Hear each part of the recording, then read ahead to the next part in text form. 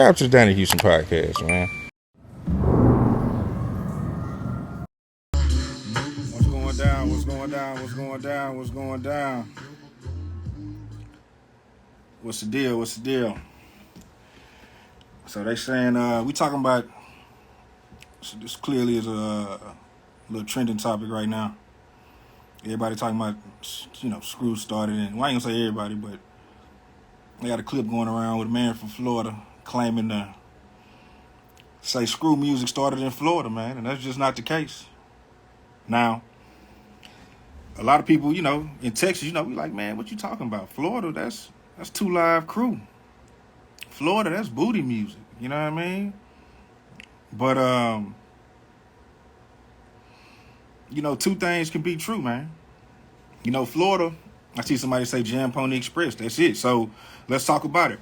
When you talk about Florida and slow down music, you talking about Jam Pony Express. Killa Kyleon, what up? When you talking about Florida and you talking about slow down music in the 80s, you talking about Jam Pony Express. What's Jam Pony Express? Jam Pony Express, it was a group of DJs. And like back then, Florida used to have like pirate radio where it was like underground radio. So this was a super underground thing. And Jam Pony Express in around 1987, 1988 for sure, they were in Florida and the music was slowed down. Now, when you say slow down, that's just taking the pitch on the turntable. If anybody know about turntables, you can take your pitch, up or down to make the record faster or slower. So Jam Pony Express was slowing the record down with the turntable in 87, maybe for sure 1988. But that's not where it starts though. Slow down music started before Jam Pony Express, before Florida, before 1987, before 1988. Before all of that, you got to come back to this H, man, back to Houston, to 90.9. You know what I'm saying? Kids Jam. We talking about college radio, KTSU 90.9. We talking about college radio, Kids Jam. It played every Saturday morning.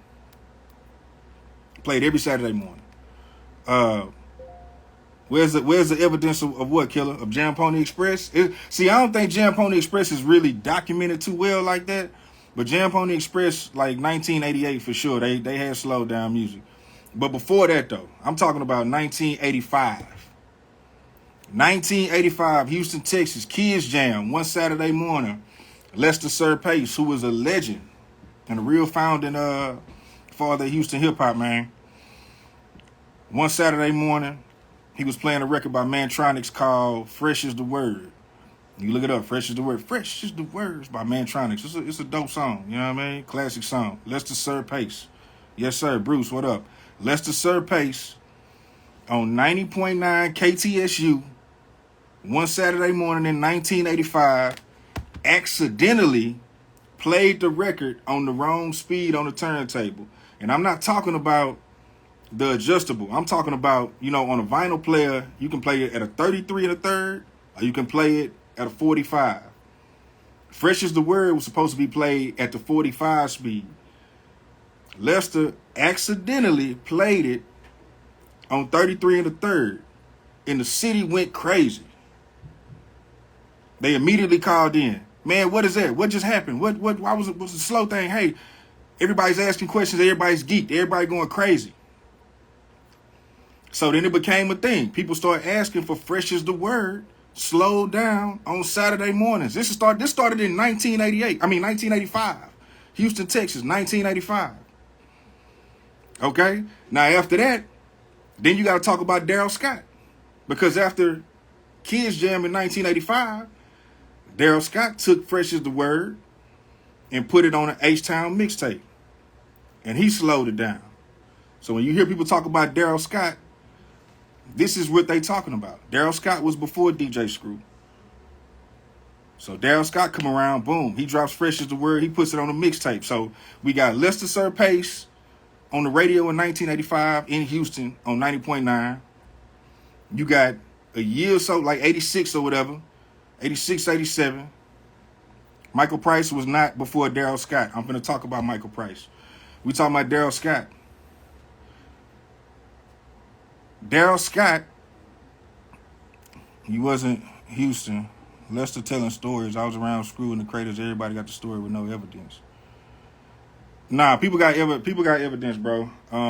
Lester Sir Pace. It was a thing. He wasn't chopping it, and then too, it was really, really slow. Like, to play a record that's supposed to be a 45 played on 33 and a third, it takes it all the way down. And that was the only song. It wasn't a bunch of songs. It was one song, Fresh is the Word.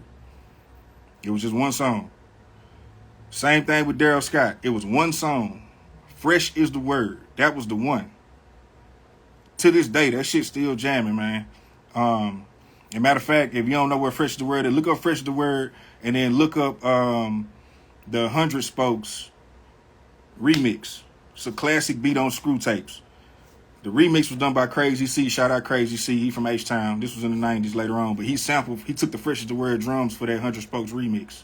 Look that record up. If you're a screwhead and you don't know the name of the song, that's it. You'll recognize it if you're a screwhead and you know what I'm talking about. But anyway, so we got Lester Sir Pace in 1985 accidentally playing the song Slow Down, the City Going Crazy on Kids Jam 90.9. Now, you got Daryl Scott, who takes it to the streets on a mixtape. It's 86. About 86. Something like 86, maybe 87, 86, I want to say. But he's playing it. Now we going from the radio to the streets with a mixtape. So that's 86.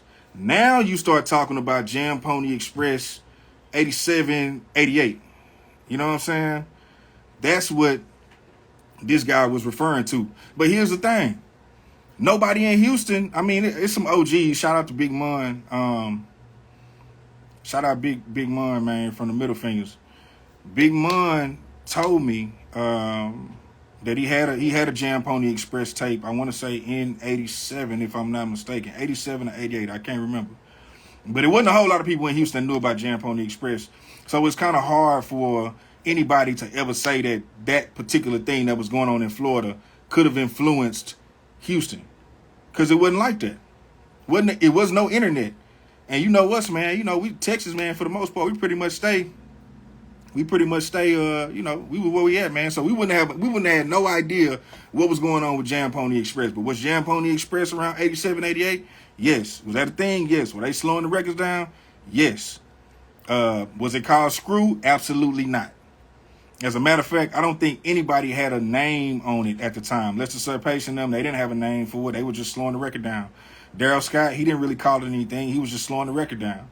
So now we got, again, Lester Sir Pace in 1985 on 90.9. He accidentally slowed it down. City went crazy. He ran with it. Daryl Scott picks it up, puts it on the mixtape. Now it's in the streets. Streets going crazy. Now we can go to Florida, and we talking about Jam Pony Express, what my man was talking about. But it wasn't called Screw, and it wasn't chopped up, and he wasn't doing it like Screw doing it. I'm gonna keep it in order though. We in 87, 88 with Jam Pony Express. Now, after that, somebody said Michael Price. Michael Price was an understudy of Daryl Scott. Michael Price was a young cat out of Third Ward doing his thing. He was a DJ. He was learning under Daryl Scott. You know what I mean? Him and Screw were friends as well.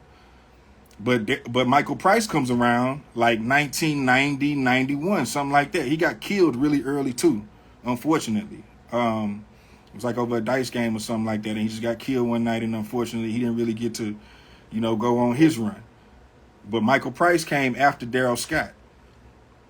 After Michael Price, and even then, with Michael Price, from my understanding, he was slowing it down, but then when you talk about DJ Screw slowed it down. Screw was his name, so it became labeled as Screw. Just so happened he had a name like Screw, which went with a thing that he was doing called slow down music, so it all just fit like a glove. This is Screw, 1991. Okay? Now, this is what Screw did that really took it to the next level. Because like I was telling you, if you know anything about turntables, on a turntable, you can only go up or down 8 notches. So you can go up 8 or you can go down 8 and make a slow or fast 8, which is really, you can tell the difference. But when you talk about what Screw was doing, Screw would slow it down on the turntable as far as it would go. And that was just to slow the music down. So, you know, when you hear screw tape, the voices are slowed down. And the Dale Scott mixtape and slowed down nothing. Well, I mean, hey, Killer, you know, there's some OGs who done said otherwise. There's some OGs who done said otherwise. I'm gonna hit I'm gonna hit Daryl and see if we can get that respect to that. Yeah, for sure. Respect to Michael Price. Yeah, unfortunately he didn't get an opportunity to you know, take it on the way he was going. Unfortunately, he lost his life. So, you know, now if we're talking about an order, this is like 91. Screw comes around, he slows it down on the turntable, and then he puts it in the tape deck. And he takes that mix in that tape deck, and that tape deck had an additional pitch control on it, which brought the music down even slower. And not only did it bring the music down, it brought the voices down. So now you got Screw. And he's mixing, blending, scratching, and it's all slowed down the whole tape. And eventually turned into a genre. It became bigger than what anybody before him was doing. He really took what everybody else was doing. How much was he influenced? I don't know. I never got a chance to ask DJ Screw these things. Some people say, you know, that DJ Screw was, you know, close to Michael Price and Daryl Scott, and he was watching what they were doing, and he was influenced by them. Is that true? I don't know. I can't ask Screw, unfortunately. I can't ask Michael Price, unfortunately. But if you ask the people who are still around, that's kind of the story that most people will tell. But when you talk about who really revolutionized it and owned it and took it to the next level and turned it into this thing that's now being, you know, copied and celebrated all around the world, it's DJ Screw. DJ Screw, because of his name, called it Screw, put his name on it, and he owned it, so it put his whole brand on it. So then that's when you get the Swisher Houses and Chops, all these things that fell afterwards. But when you're talking about Screw music did not start in Florida. Slow down music did not start in Florida. Screw music started with Robert Earl Davis in Houston, Texas. Slow down music started with Lester Sir Pace in 1985 in Houston, Texas. So, you know, shout out to Florida. You know what I'm saying? We'll give y'all Luke. You know what I'm saying? We'll give y'all the booty records and all that, man. But far as saying y'all are the ones who sort of slow down music, nah. Not at all. And your damn show wasn't Screw. Your damn show wasn't called Screw. So that's that, man. You know what I'm saying? Anybody want to get in here? Y'all want to chop it up? Send a request, man. Let's chop it up. Ron, where you at? I love to talk to Runn G. Let me see. Ron.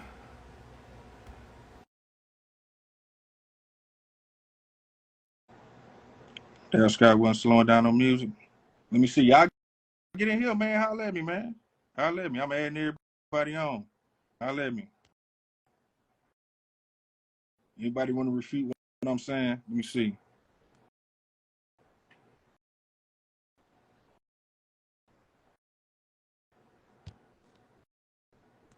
What we talking about? What we talking about?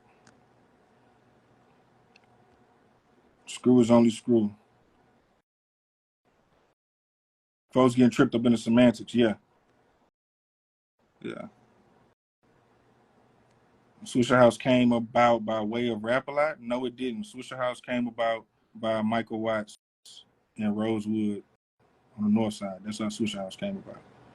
Later on, when they did the label and all that, there were ties to Rap-A-Lot. But Swisher House started on the north side with Michael Watts. Daryl had 13 all the way up. Right. That's what I'm saying, Ron. Yeah. Can you vouch? Can you vouch for let me see, let me get my boy Killa in here. Yeah, Ron, all this started because it was a clip going around of some guy from Florida saying Screw music started in Florida. So that's how we got here. That's why I'm breaking all this whole thing down, bro. It's pretty much a given to all of us to know what's up. But for whatever reason, this is going viral. It caught traction. I've been tagged in it 40 million times. And yeah, man, let's just square it up. You know what I'm saying? Houston is responsible for slow down music. Did other people do it later on? Yeah. But where did it start? It started in Houston. When it comes to Screw, it's only one DJ Screw. Everybody know that. Now, at this day and time, I think it's fair to, if you want to say refer to Screw as a genre, that's cool. But It's only one DJ Screw. We already know that.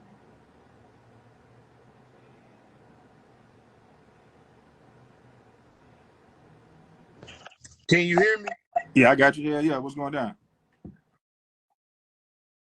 Man, ain't nothing. This what I'm gonna say about it. It's a lot of people. This ain't me trying to cap. No, none of that, because I ain't got the cap. I grew up right under the umbrella. I was there. So a lot of niggas that's getting word of mouth, I was right there. The man you talking Yeah, Ron. to, Yeah, for that's sure. my I already blood know. Yeah, uncle. That's yeah. Runn G. He is responsible for a First lot of of all, this let shit me that niggas hold is on, in. Killer. Everybody that's I'm Let me finna do. pull Hey, up. I'm Killer. in dead end right now. Let me I'm gonna tell you this, do bro. this real quick, cause Run on here. I gotta give Miss Flowers. When we talk about Dead End Alliance, bro, like super groups of Houston. You know what I'm saying? Real super group of Houston. Hey man, that was Ron, man. Ron and KK. Yeah, but just his involvement with the school. I'm literally finna pull up on him right now so he can talk for himself. Like it's so many elements to this shit, but I'm gonna tell you this, and this what I know coming from the horse's mouths, bro, and being around now.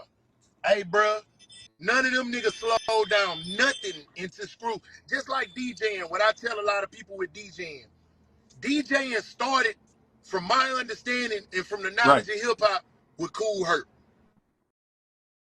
You know what I'm saying? And, with Cool Herc. After that, every other nigga start calling themselves a DJ because the trend passed itself on. When the trend passed itself on, everybody else start calling themselves DJs. That's the equivalence of a nigga in Texas saying they started hip hop when we Right. know where it started in New Right. York. You know what I'm saying? At the end of the day, at the end of the day, just like what Screw started. Screw Yeah, was he was doing this DJing shit in the since 80s. Yeah, for 87, sure. 88. For sure. I That's a don't know slowing about shit slowing it down. down. I, Man, listen, niggas was down. Niggas was down. This a nigga that was Screw neighbor. They was down.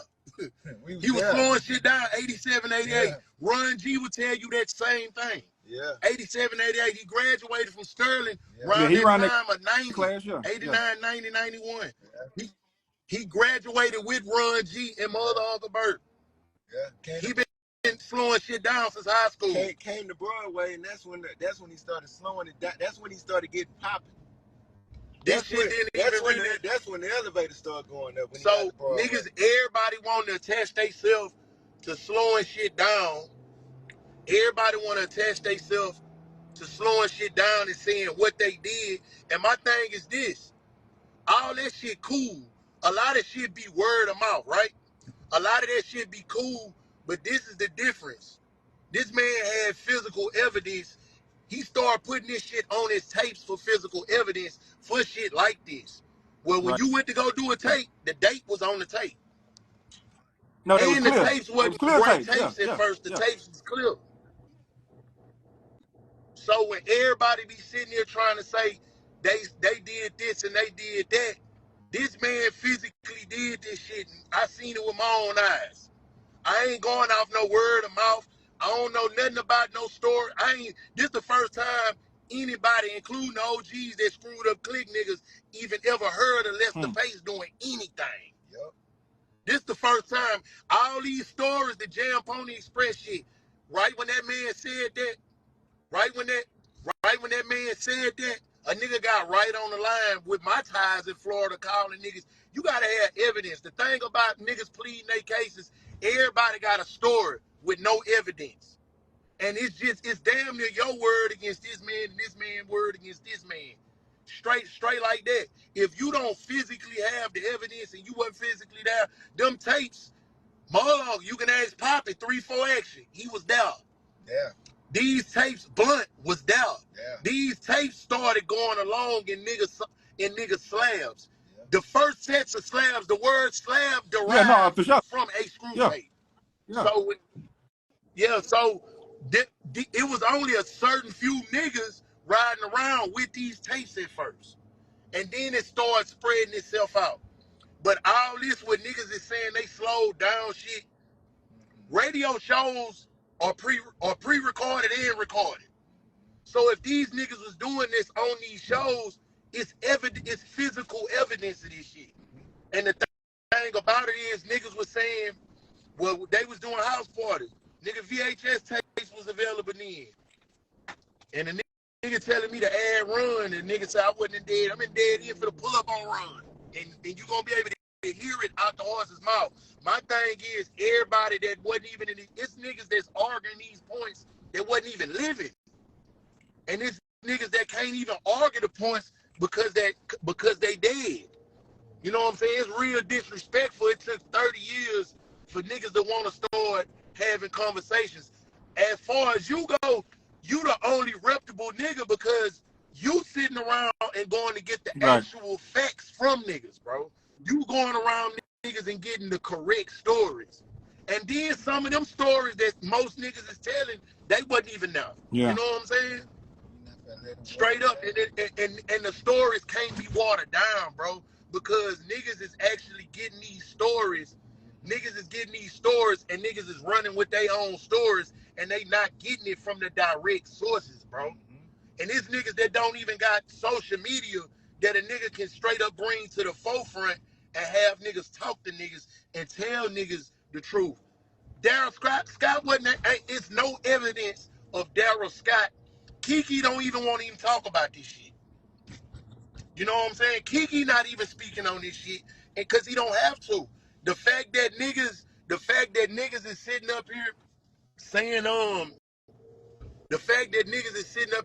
well, Daryl Scott this, it's niggas finna sit up here and tell you it is no evidence and Daryl Scott ain't slowed down. You know what though? This the thing with the screw debater. I knew this shit was going. I meant to make a disclaimer before I even open up this conversation. The same passion you speak with, if I call, because I talked to Lester Surface before I started the data to fact check shit. You know what I'm saying? And he was telling me 85. That's when everything happened on the radio. Then he said Daryl Scott backdoored and put the song on a Houston mixtape after that and this and that. Everybody, when it comes time to it, everybody gonna speak with the same passion of who did what and yada yada yada. Like, are we ever gonna really know for real? I don't know, because the people that we need to talk to, unfortunately, they not here no more. You know what I mean? That's the real truth about this shit. Yeah, but I'm finna get the phone to the nigga that was there all the way through and through. G, what's the deal, big dog? Donnie. Holla at me. Hey, Donnie. They need to stop the madness, man. Yeah. You know what I'm saying?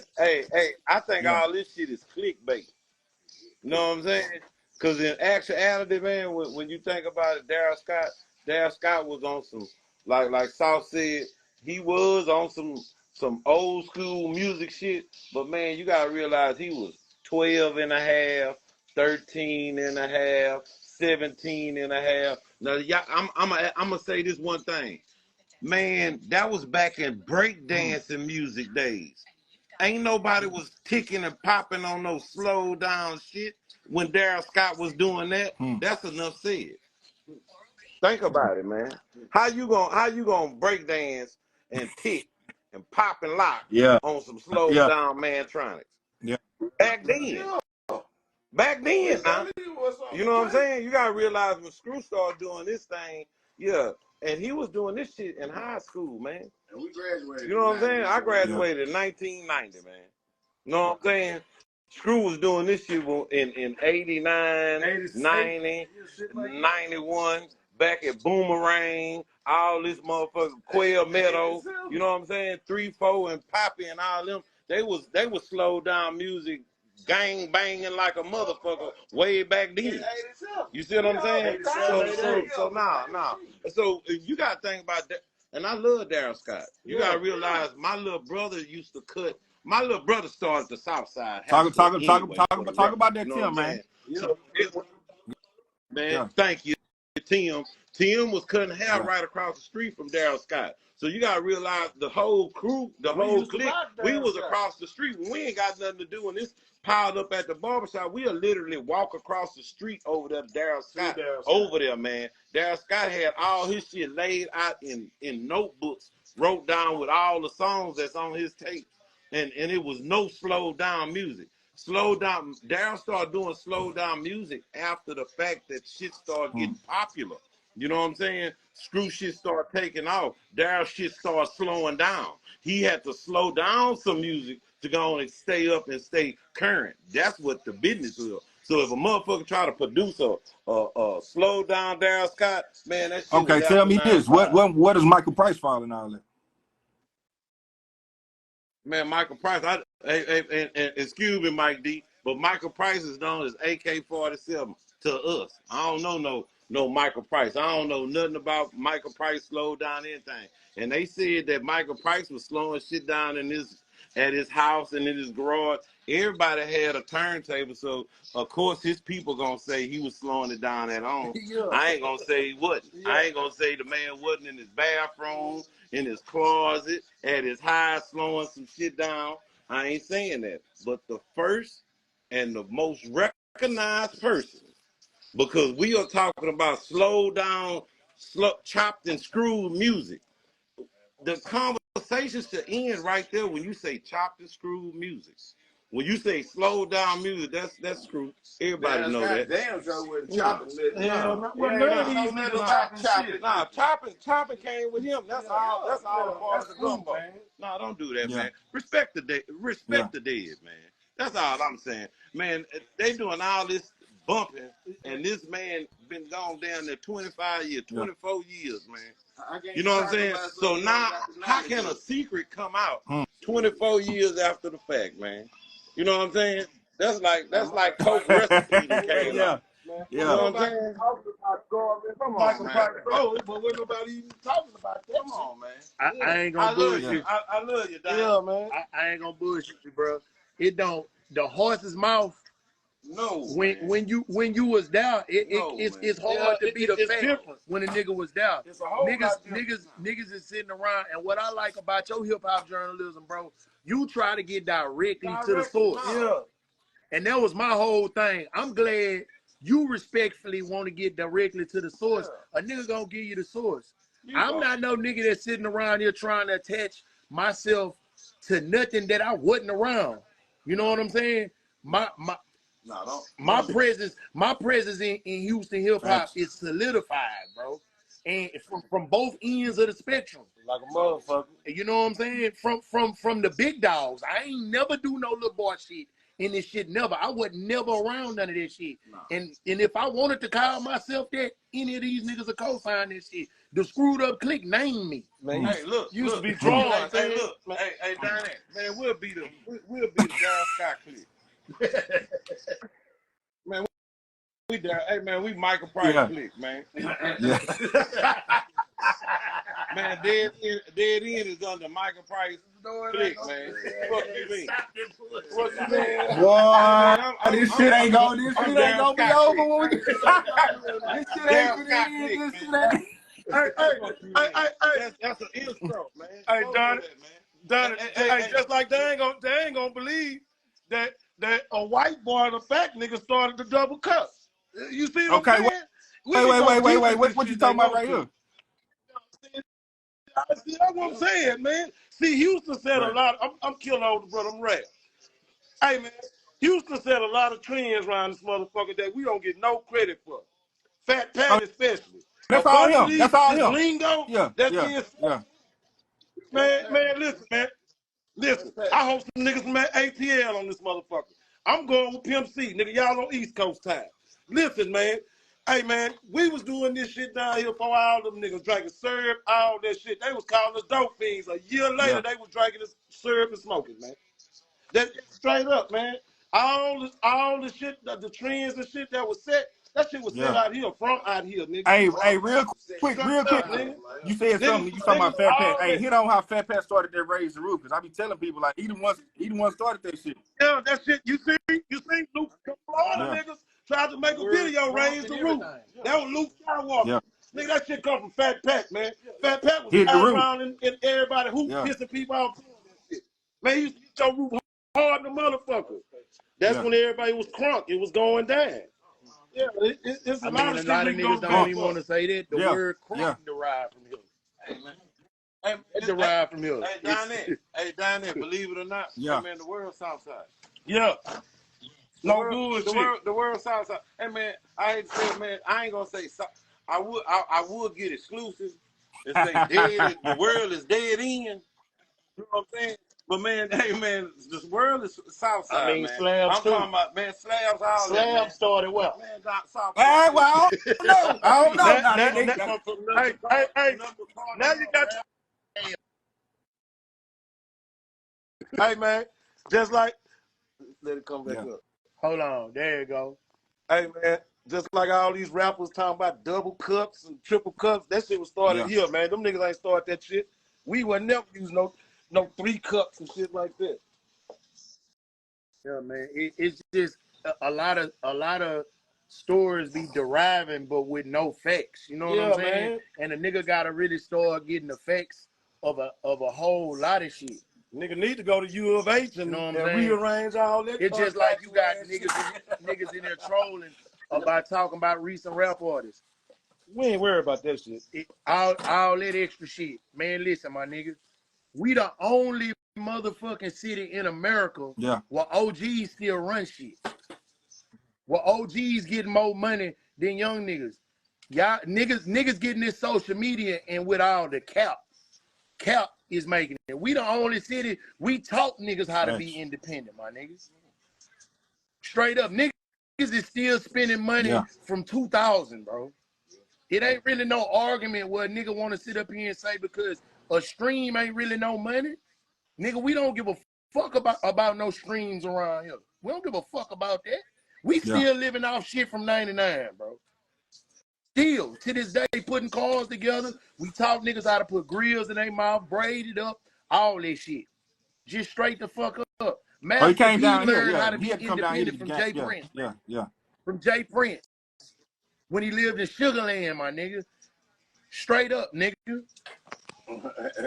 Like niggas just be with all of the talking and don't be knowing their history, bro. Straight up, nigga. Hey, niggas had to come down here and come to Southwest Cash Money got the deal. Fucking with Cash Robert Money Gibson. was discovered and dropped by C-Note introduced Cash Money to Screw. Master P went to Screw's house personally on some man play my record type shit. Like Mickey got them they deal from motherfucking me. Tell him again. Man, Mickey got them they deal with Universal. Mickey got them they deal when she was working at Pen and Pixel. Yeah. And them folk came down here looking for some acts, and I'm mad with my motherfucking folk right now because she was knocking old what's her name down. She was knocking Slim down and gave Slim the motherfucking lick. You know what I'm saying? Yeah, but that's how Baby and them got their deal. They got their deal through Pen and Pixel through a chick named Mickey. Mickey Newsom. You know it's real when nigga drop first name, last name. I mean, that's the truth. You see, Screw died broke. He was a blueprint, not a longevity plan. Come on, man. Man, listen. I'm getting that nigga. Man. I'm getting that nigga. Shit, to me, Kiki and Jack was the stars over there for the longest. You know what I'm saying, bro? Like, it wasn't this what a lot of niggas don't know, and they gonna co-sign it. Screwed Up Click wasn't even rappers at first, niggas. You know what I'm saying? Neighborhood. They wasn't even rappers. It was just street niggas. All these niggas is accidental rappers, bro. You know what I'm saying? Like, everybody, the equivalence of this shit and the whole reason for me jumping in and giving it to you from a direct source, because Keenum, I talk to Keenum, I talk to damn near everybody you can damn near talk to that don't even want to chime in on the slow down shit. It is what These it is. niggas don't. The thing is, bro, just about that though, that nigga can sing and rap. Yeah. But Pat been wanting to be a rapper for all his life. Yeah. We used to walk on man early singing and rapping. You know, it just goes so deep with this shit. Pause to the point that well, niggas just be talking. If you don't have physical evidence and you not talking to the niggas that was a part of the foundation of this shit, my nigga, it's pointless to even talking to niggas. You know what I'm saying? It's pointless of talking to niggas that just like to attach themselves to shit. You know what I'm saying?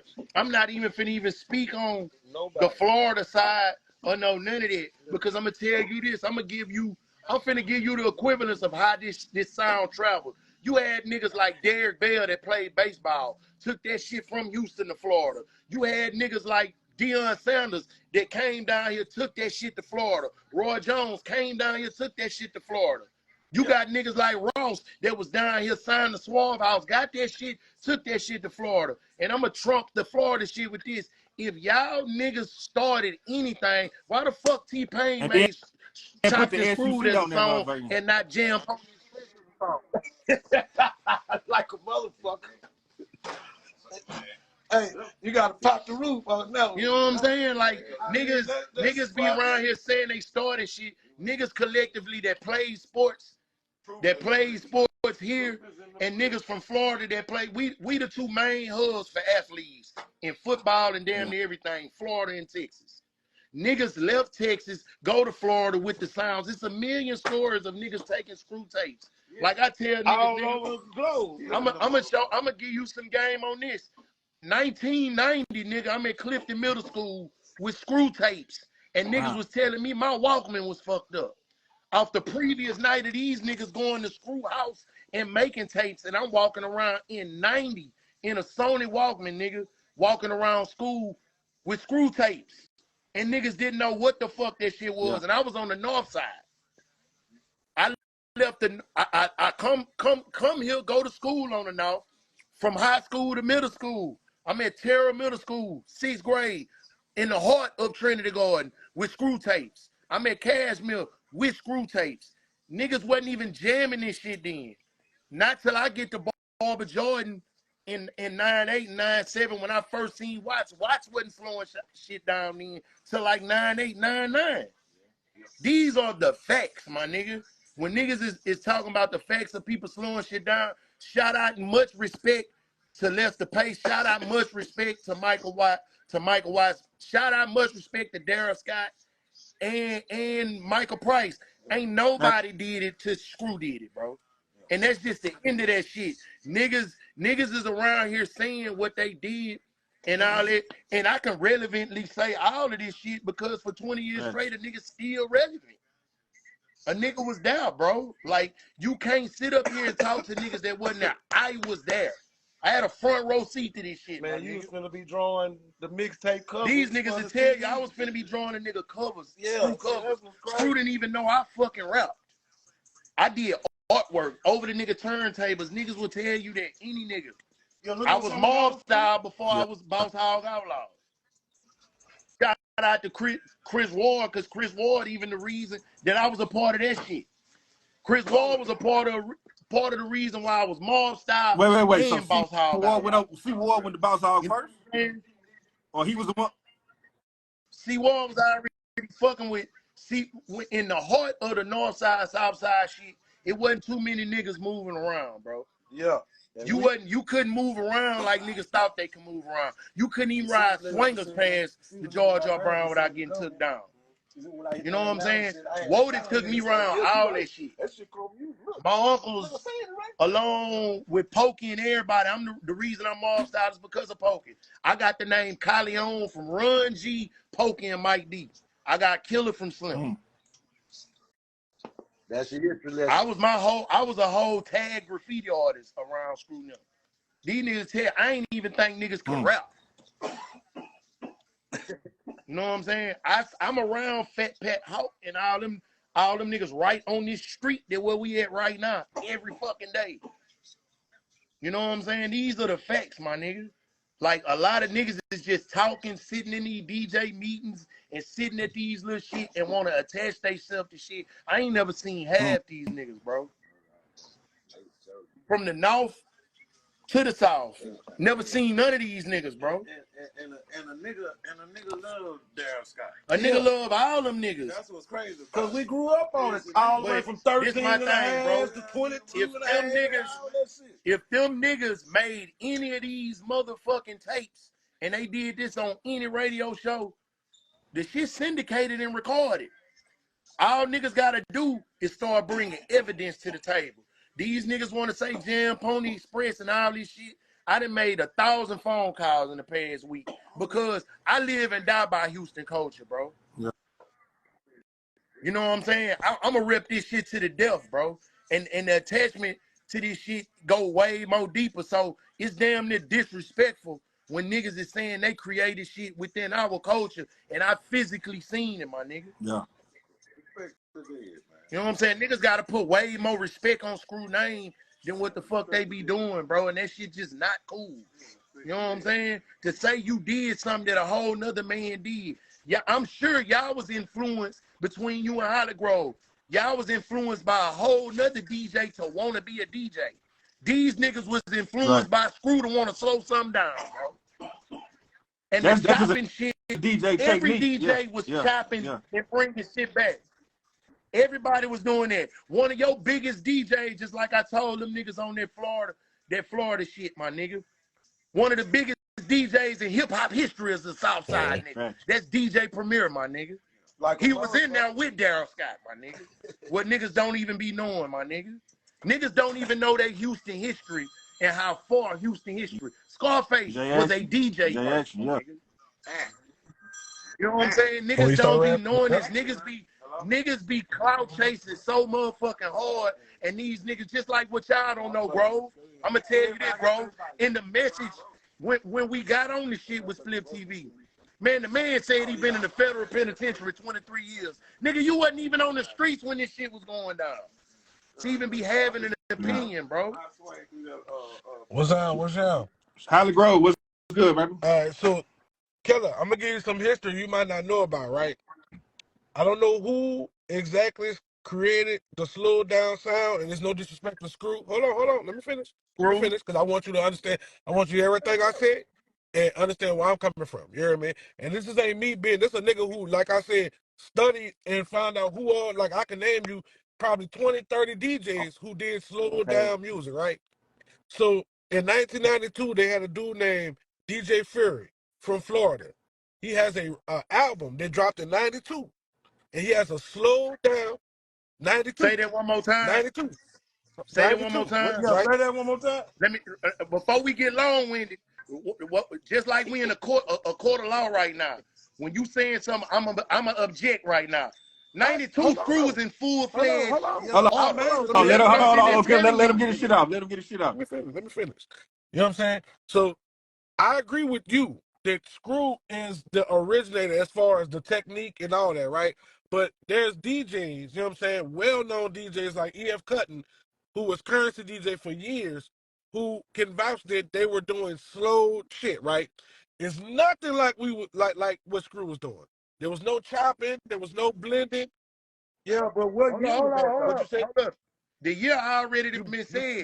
So anybody doing it after 89 and 90, you 92. Did that based on what you heard. After 92, like he just said. Hold on, let him finish. So, let him get his shit out. What I'm saying, like, I'll give you an example. I don't know if my shit breaking up or not. Nah, my shit breaking up. I mean, your picture is, but we can hear you though. You good? All right. So like, I'm gonna give you an example, bro. In '89, I lived in Oakland. You hear me? From New Orleans, my people got divorced. I moved to Oakland in '87, right? In '89, I'm fucking with my mama turntable nigga during Christmas and playing fucking Silent Night. Right. And you slowed something down. So what I'm saying is, it could be true that baby niggas in Florida. Right. So it might be true that niggas in Florida was slowing down the shit, but it might not have been that big of a deal to them niggas. You hear me? So that's why you might not. This is what happened in Florida. This is what happened in Florida. Florida used to have them pirate radio stations, that underground shit. And the Jam Pony Express was that. So that's some real underground shit. So yeah, I mean, yeah, if you're a go ahead. Now, this what I'm saying. Again, I'm gonna use this point in case. DJing started from one man. And it trickled down to everybody else that wanted to be DJs. DJs got techniques where they do a mix. I ain't gotta be no DJ because I'm gonna say this as a rapper. The most important motherfucker in the hip hop community is the DJ. You know what I'm saying? So I'm gonna say this. When DJs made mixes, I just told a nigga, they say they was doing R&B music and mixing R&B music. If you put Beautiful Ones and Beat It together, you're gonna have to beat it to the tempo of what the Beautiful Ones is. And if you mix up and blend anything else, everything gonna have to be on a correct BPM. Right or wrong, true or false. You make beats and DJ. So if you gotta put all that shit at the same tempo, you're slowing it down. And to the average nigga with an ear, if they hear these records, if you play PYT and you put I Wish I Never Met Her, you got to put that shit to the direct BPM. So in that sense, you're slowing it. That's a technique where you got to slow that shit down. The BPM has to be slowed down. It's millions of DJs did that shit. But in order to start to hear that shit and be influenced from somewhere, screw influence stretch. Once you said 92, the argument was over with. Them niggas heard Screw do that shit first. Or they didn't even have to hear Screw. They might not have heard Screw. They might have heard another DJ slow some shit down based off him having a connection to something and heard that, and then they slowed it down. Nobody was chopping. It wasn't even Nobody about was chopping. chopping before Screw, brother. Nobody was chopping shit before Screw. Niggas wasn't doing it like Screw at all. I said nobody was chopping before Screw, bro. Nobody. You know what I'm saying?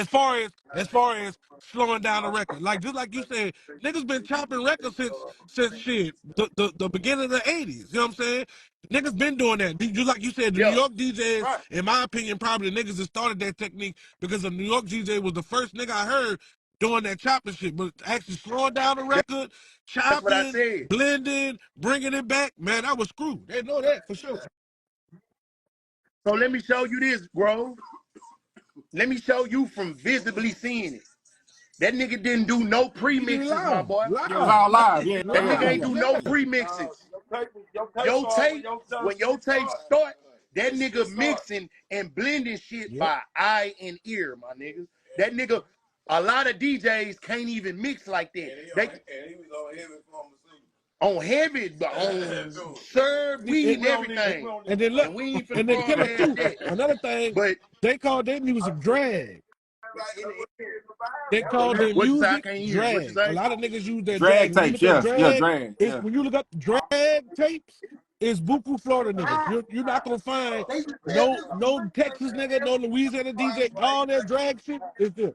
And now, again, I'm familiar with all that. And again, it's not. I'm familiar with all of it. I ain't gonna lie, I ain't no young nigga. I'm familiar with it all. My hip hop history book go long, bro.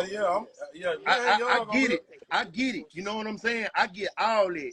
But from a nigga being there, my nigga, I'm not finna argue with a nigga and I was there. You know what I'm saying? And I ain't gonna sit up here and say, again, I'm screwed up clique. I was there when a lot of niggas that attached that word to their name wasn't out. I was there. Straight up and physically seen it. You know what I'm saying? It's a lot of niggas saying, I was there. It's a lot of niggas that's S.U.C. They ain't never met Screw. That's crazy.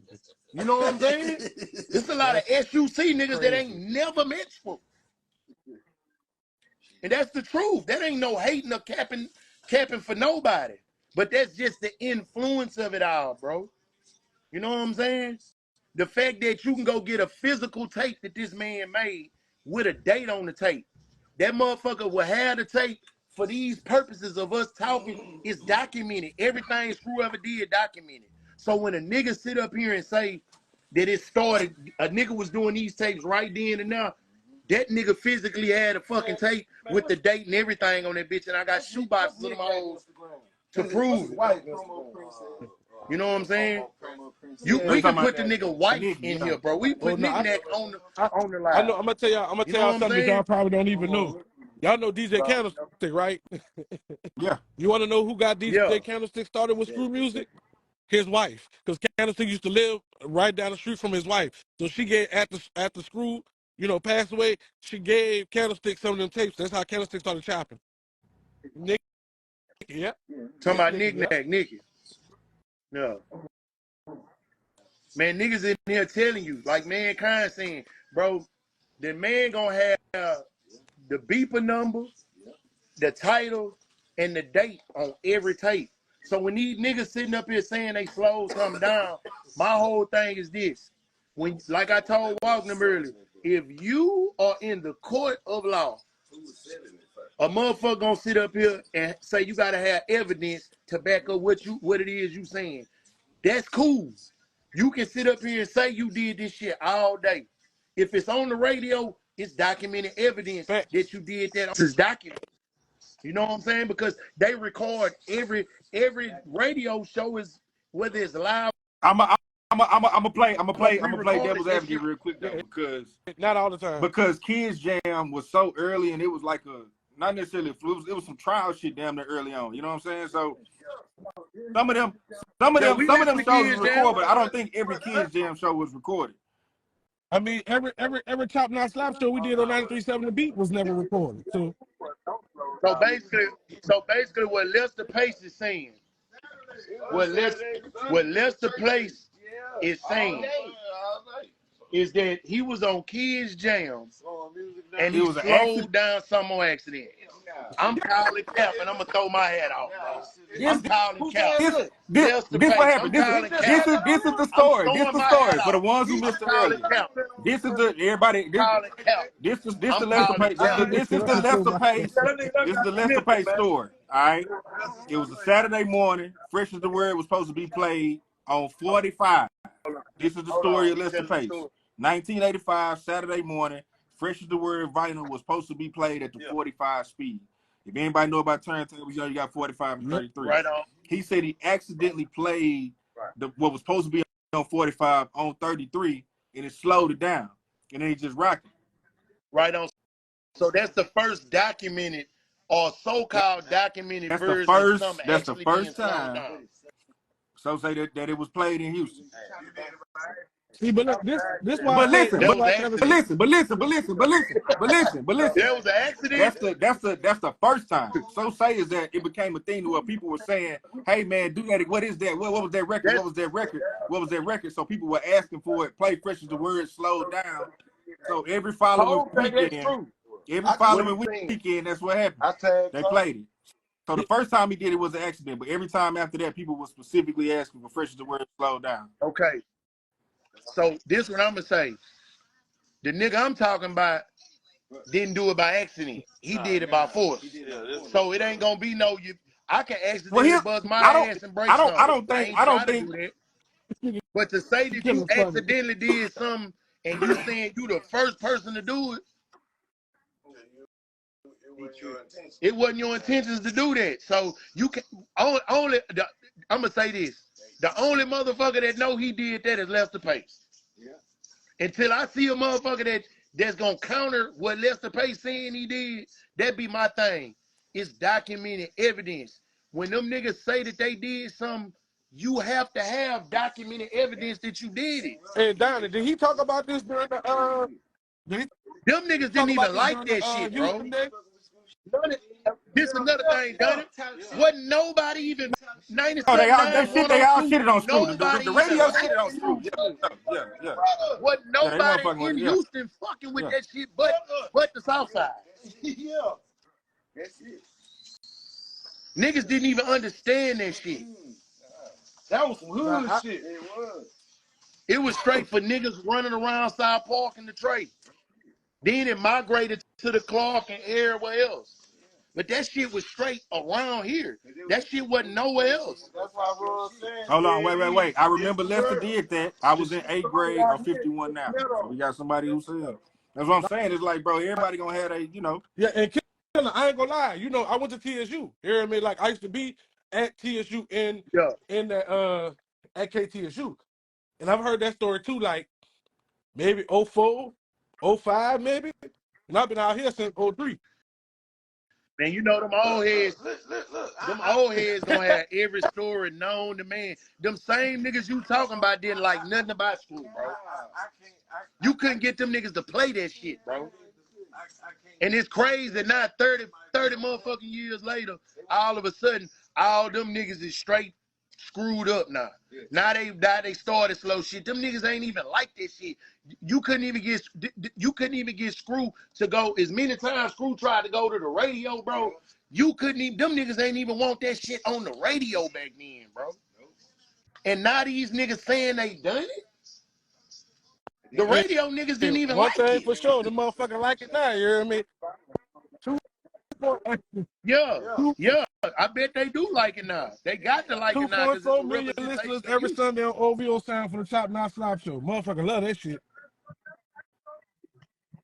Yeah, man. And you know who appreciated that shit more than anybody in Texas? West Louisiana. Louisiana for sure. Louisiana. West Louisiana. Louisiana. And you want to know what's keeping that shit alive? The essays. Oh, Because the we didn't niggas got is away so from that. busy We dick niggas got away riding from every school, other man. No, we haven't. The niggas that's dick riding everything else that don't want to embrace their motherfucking culture. See, we so culturally, we are the biggest sector in hip hop for culture. It's only three.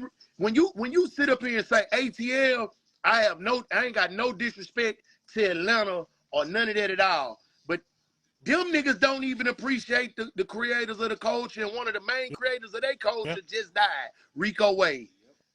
They wasn't even known for rap to the Dungeon family. Them really came around and solidified that shit. Here in Houston, we a whole culture created basically off of our hip hop. And these niggas don't even appreciate it. These niggas don't even appreciate it. The cars, the way we dress, the way we put grills in our mouth. Niggas was not doing that. This is And you all know, H-Town shit. Texas and Niggas wasn't Louisiana, doing it. And the two attachments to this you shit know, we was the most Texas and stolen. Like I Louisiana, tell niggas bro. every time when it comes to hip hop, Texas and Louisiana, nigga got the most stolen shit. It's Period. the most stolen. It's the whole our whole cultures is stolen. Hey, niggas say You know mosquito. what I'm saying? Like Nigga done with that one, niggas hear me? don't, yeah, niggas don't even appreciate. Man, niggas in 92, watch this here. 92, watch this here, Hollygrove. In 92, niggas was headed to the classic on Swangers, Jam and Screw, bro. It's a whole tape called Headed to the I remember Classic, the my first nigga. time I heard some screw music, you hear me? I called my partner and said, bitch, what's wrong with your batteries? That's the first thing a nigga said. Bitch, what's wrong with your Yeah. batteries? I mean, Master P talking about Screw on the first tapes on Yeah. Ice Well, Cream Man. He Master talking P about went. Screw Master P tapes. personally went to Screw's house and knocked on his door Yeah. and brought him the music. You know what I'm saying? Yeah. So Come on, man. That's why, look, that's why You I ain't know gonna what lie. I'm That's why saying? on So all our it's tapes a and at the beginning and end of every show, that's why OG always give credit and to the legend DJ Screw. Because I tell niggas every day, if it wasn't for man, and that's why I say shout out to Runn C, my nigga. Cause Runn C was doing it and taking it where niggas couldn't take it, bro. Runn C took it where niggas couldn't take it. And when that drought came right after the '04, the '05, and '06, when niggas didn't even want, everybody when the industry got didn't away even from want him. to hear See, none of keep that that shit shit, back up. Run C, everybody they start trying to take us away from it because for one, they didn't know how to profit from it, my nigga. That's what y'all don't know. They wouldn't even let niggas when the Houston wave hit, my nigga, they wouldn't even let niggas rap together because they didn't even know how to break the sound. They didn't understand. We didn't give a fuck to this day right now about even going exactly. national like that, my nigga. We was cool. We was cool from Texas, Louisiana, Mississippi, Alabama, the Carolina.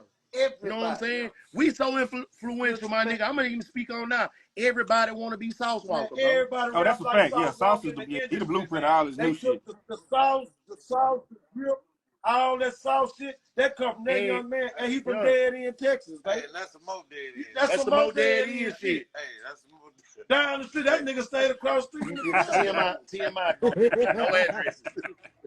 We on live, man. We on live. And you stay Yeah. You know what I'm saying? Like it's just like this bitch. So I'm gonna tell you this from my knowledge. Shout out to Walk on everything Walk and ever did and he got going on. He kicking ass. Sauce already gave his flowers to J Money by J Money being the nigga with the Sauce shit. We sure Sauce did. took that shit and did what it was supposed to do with it. You know what I'm saying? The Bay niggas was sauced up too. That was that nigga name. You know J what I'm Money saying? You sauce got up. all niggas that was there. You know what I'm saying? So at the end of the day, them just history lessons of the facts, my nigga. A lot of niggas don't be wanting to hear the facts. Niggas is with all these speculations and all this extra shit. This the real, bro. Run just told the whole world Southside. Everything we was doing around this, You know what I'm saying?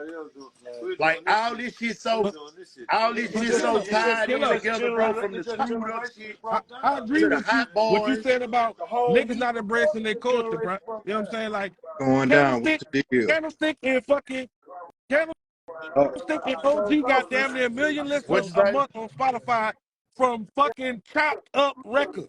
No regular speed, bro. Candlestick got 800,000. OG got Yeah. 900,000 off of chopped up shit. I don't know what these H-Town niggas be thinking, bro. Hey, bro, you been to my house. So, hold on.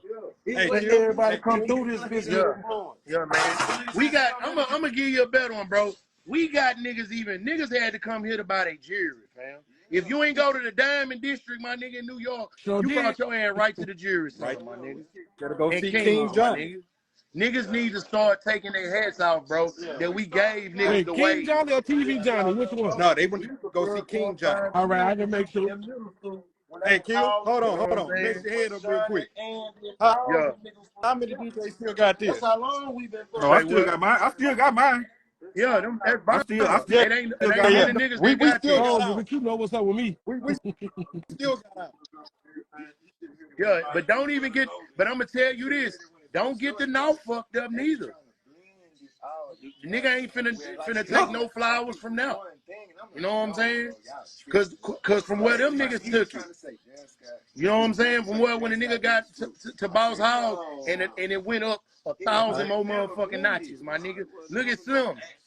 All off Oh, slow Killer, I'm gonna down fuck your music. head up. Nigga went and got deals, bro. We went and got deals, and them niggas did You not know know how it's to market a our album music, that's bro. chopped up. There's quote unquote platinum, right? They ain't even certified it. Yeah, 21 Savage that we did, that bitch got damn near 2 million yeah, fucking sales. But them niggas ain't Oh, the never slow. You certified. saying the slow down yeah. version? Yeah, I Yeah. did. Yes. No And if you gotta think shit. about how many songs or how many albums the niggas that slowed down where they at. Chameleon shit is gold, but the niggas never fucking certified it. I don't understand that. The Chameleon that OG Yeah, did that's crazy, bro. is gold. The fucking Lil Wayne was Lil Wayne that Lil Watts Wayne, did. watch did Lil Wayne the It's Carter, gold, Big and Timers. it's never been certified. I don't understand that shit. I never understood this. I mean, with all you gotta do with the way the RAA work, all you gotta do is go Oh, through the proper channels oh, and paperwork and just trust get me, and I you know. can get the plex for that shit. Long as it's long as it's scan gold, and the nigga get them write-offs and all that shit, my nigga, them nigga gonna Yeah, get they cause look, plex we for that shit. about to do that shit right. Stay your bitch ass in your fucking lane, ho. We about to do God. that shit for 21 Savage right now. Cause that shit, like I said, we waiting for them bitches to tell us it's 2-time platinum, and we gonna get that whole certified. Yeah, man, but bro, I really appreciate y'all for having letting a nigga be a part of this conversation, Donnie. Like I said, I love the way your hip hop journalism be going, cause you get down direct to the source. I just wanted niggas to know that when you speak and you get connected to the right people, I just wanted to connect the dots on the people that Yeah. is part of the creation of the culture that was right there that had a front seat to it. You know what I'm saying? That niggas need to hear that from Nick. Because a lot of the niggas that say that they slow shit down didn't even like this shit, bro. They thought the shit was crazy. Niggas used to even go as far as saying Screw wasn't even a DJ. I remember niggas saying that shit. You know what I'm saying? Niggas was like Screw wasn't even And no Screw real DJ. was better than them niggas that said that shit. You know what I'm saying? And He working twice. Oh, Do it one way. you know what I'm ESG. saying? Hey, E, Shout out come on, man. ESG. E, get in here. Yeah, get my cousin Matter of up. I'm fact, gonna drop down. if All he right, give yeah. me, I'm gonna drop Come on. down. I'm gonna drop down for my artist. You hear me? I'm a killer. Smoke something, brother. Smoke something. You hear me? Right on. Man, where E at? Right on. Right Where on. E at, You man? I'm gotta trying to bring find him. E in here, bro. E, come in, You gotta bro. bring E in, bro. Let's see. You know what I'm saying, bro? Nigga gotta do that, bro. I'ma go on and jump out so you and ESG can go, cause he can really take it even a step, a Man, thousand more E, where you notches at? up. Let me see. Boom. Where ESG? There you go. E, Why was happening? what's the deal, Man, baby? I ain't Killer got off of there. I want to fuck with him, fuck with Run them back there. Killer boy, you shouldn't have got off. I want to fuck with old Run back there. I'm putting the shirt and shit on real fast, done. What's Yeah. that though? Man, hey, dog. I was man, I gotta get you to sign something for me, bro. I gotta get you to sign this for me, dog. Yeah, dude, send me the link. I've been on there about 20 minutes. Oh, you got a bad motherfucker. Yeah, I gotta get you to sign this bitch here. Oh yeah, that's a bad motherfucker right there, man. Classic shit. Oh yeah, fuck with this beard. What's up, my G? Shit, what's going down, man? You heard this shit about our boy from Florida talking about this slow down shit? Yeah, man. That's shit funny. But you know they've been saying that a long time, people from Florida. Yeah, but my homeboys, they were from Florida. You feel me? It's called Hollywood, Florida. They used to be that's right by Miami. So this was when I was, unfortunately, my bad ass was riding with the D boys when I was like 13, 14. You know what I'm saying? I don't know why my mama let me do that. Like I couldn't even spend the night at the nigga house. Nigga, I play ball or something with. But I can ride with them niggas all motherfucking day. You know what I'm talking about? So and my uncle them, they were trapping. But anyway, they used to be, my boys from Miami, they used to be playing these tapes. Niggas that bang. But the songs, the real fast songs was slowed down. They just was slow. They weren't like, I'm trying to think of one of them old ass songs we might remember, like Jam On It, for example, some shit like that. Yeah. It might be like Jam On It, Jam On. And it'd be, that way it could mix with, one of the regular speed songs. But the songs that wasn't fast, I just remember them being regular speed. And he used to be jamming that shit all the time. I used to be like, what's that? He said, that's a Jam Pony tape. So this like 89, 90, 91, you know what I'm saying, around that time. So I had, I didn't even know, but my partner then was getting screw tapes like in shit, nigga, 88, 89. You know what I'm talking about? He was making personal tapes for niggas. You know what I'm saying? So, they just, that's, to me, that's just a whole different form of music. If you think about a DJ just slowing something down, if that's the case, to mix a song with another song, that means DJ's been doing that since the creation of DJing. If that's the case, you feel me? Right. That's just the way the music felt. So Jam Pony Express, they wasn't making slow down tapes. It's just if you had to transition and mix, then the record slowed down, and that's how you heard it slowed down. That I don't want to, I don't want to give the exact answer for that because I'm not sure. Yeah. But the tapes that they played, that's what it it sounded had like. slow down songs on them. You feel me?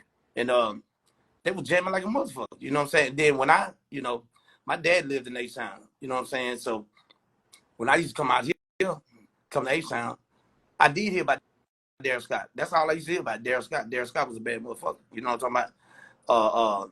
But Darryl Scott had everything, Maze, all just some good feel ass tapes that everybody loved, you know what I'm saying? And can't nobody, even diminish anything with that Robert Davis. You feel me?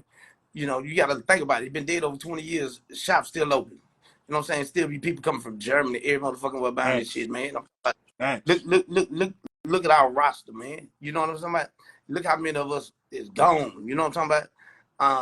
The list goes on and on. You hear Future new album. Shout out Screwed Up Click. OG can't forget. They got another song on my screw shit.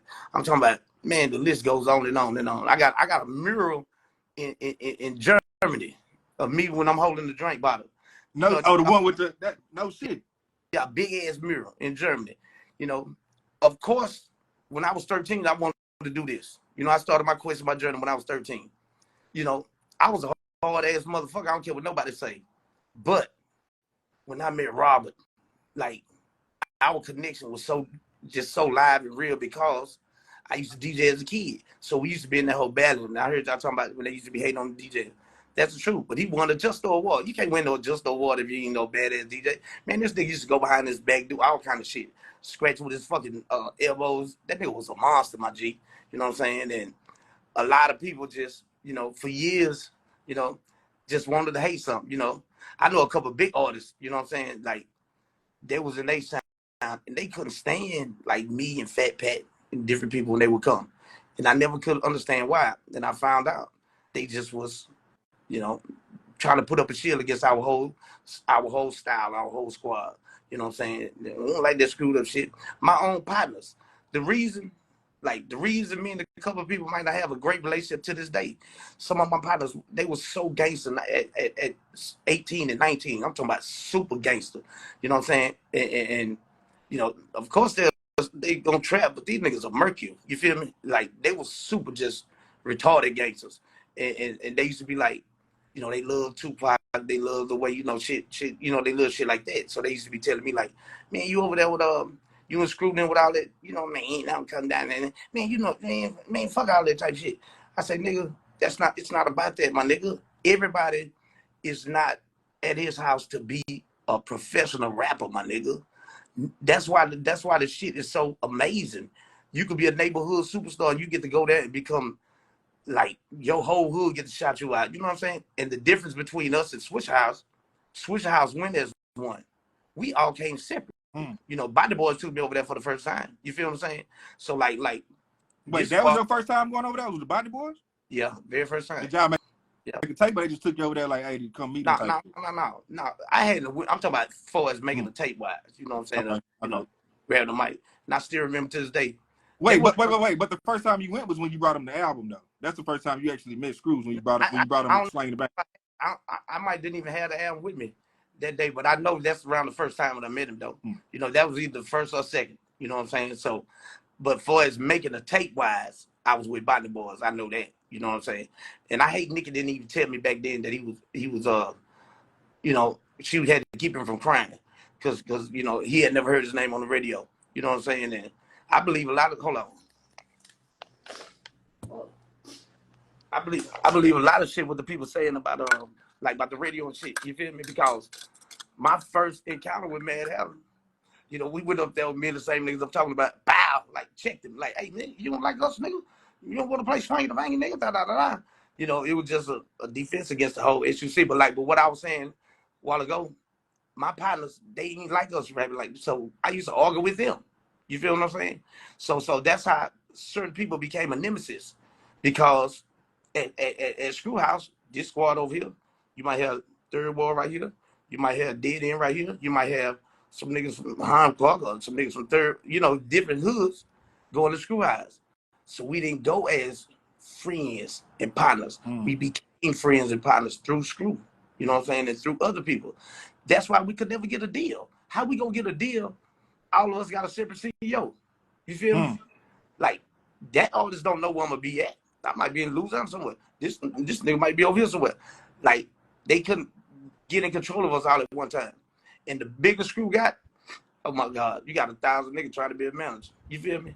Like when I first used to go to the house, we were doing all that. You know, it was like it never was over 20 people. If it's over 20, it's like a get together, something going on. Nigga, when I came home, went to the shop on Color, niggas damn near 100 people out there every day, 200 people out there every day. Because the game hadn't changed. The game hadn't changed. Everybody knowing, everybody coming. You feel what I'm saying? And like S.U.C, what we was not like niggas was really gangsters. That's why so many of us gone. You feel me? Like we weren't just rapping this shit. Like I remember one time my nephew, my cousin, talking about, man, why you ain't get no business? Get a business. Bitch, what I'm get a business for to go to jail? Bitch, I'm a gangster for real. I'm doing gangster shit for real. So S.U.C, that's what we used to do. So when all the interviews, the people used to come from the XXLs, the sources and all this shit, MTVs, BETs, and they were like, hey man, people want to come interview y'all. We all used to be like, man, fuck that. We ain't talking to no people. Niggas was not professional. Niggas were professional rappers, and we still in the streets, and we ain't really, Right, you know, and we didn't understand the power of that because we was all young bosses. You feel me? Like when Slim first told me he wanted to do something different, we was in Dallas, and I remember we was in Pensacola when the Boss Hog Outlaws, when our first project came out. Hold on, I just lost you. I just lost you on the volume. Because the man called us while we was in Pensacola, $17,000 the first week at $8 a year. I remember you told me y'all went picked up like 60 racks or some shit on that first check. All the time. So it like niggas wasn't thinking about no record deal. Yeah. If you getting the same kind of radio play, you know what I'm saying? Like when I did the show with Biggie, the first big show, I'm glad I ain't signed with Diddy. Diddy was trying to sign me. Anyway, he would have been dead by now. But I got a song called like that, but I ain't gonna promote that. But it's been done over 2 years. Anyway, it was like it just was like man, I really can't explain it, but you can think about Ice Cube, Sebo, all these different people, Spice One coming to this man's house. You feel me? And niggas can try to like block out the culture as much as they want to, but you can't, nigga. It's like trying to take gang banging out of motherfucking Cali. You can't do it. Ain't no way you can do it. You feel me? It's the foundation, everything that we about. Yeah. Yeah. I remember certain artists. I won't say his name. He kind of big, big on the scene right now. But the first time I heard him do an interview, he didn't want nothing to do with our culture. You feel me? And nigga be acting like nigga be wondering why certain people you just can't really rock with sometimes. But the nigga ain't want nothing to do with our culture. Now, if you don't want nothing to do with our culture, you ain't fucking with Screw. You ain't fucking with this shit. You ain't fucking with none of us, obviously. But then later on, you rapping about our culture, you become well. Man, I already know where you're going, but yeah. But it is what it is. You know what I'm saying? But Florida had Jam on it. That was just, if that's the case, Kid Capri could say he did it. Fucking DJ Premier could say he did, because every DJ will slow down the record to match with another record. You feel what I'm saying? But far as just straight all the way slow down, I don't remember my OGs playing that. You know what I'm saying? Jam on it was jamming, but what Screw did, man, ain't anybody take that. You know what I'm saying? Like Daryl Scott never got his flowers. He only got his flowers in the street. You feel me? And I remember when I first met him, I was under the meeting. He gave me so many tapes. Nigga, I'm like, man, this shit jamming like a motherfucker. You know what I'm saying? Bam, I remember my nigga Big E, RP Big E, RP Big D. Man, when Big E was playing them Screw tape, we riding around that green slab. I'm like, man, what the fuck? That shit jamming like a motherfucker. Yeah. You know, and the first song that I ever heard with a Screw reference was something that D.E.A did. We was in the trap on the southwest side, and we used to play, and they had a tape that say, whoop, whoop, me, whoop, whoop, my. I cannot remember what it was, but that was my first reference of Screw. Now, once Screw seen that I'm a real rap nigga, I know how to DJ, we just bonded. You know what I'm saying? We just bonded. So you go back to Daryl Scott, on any of the Scott tapes, do you remember him having the freshest word slow down or anything slowed down on any of those tapes? Or you just remember like the old school kind of vibe thing, what he usually kind of known for? No, I think he had, I can't remember, but I'm sure he had to slow down something to match.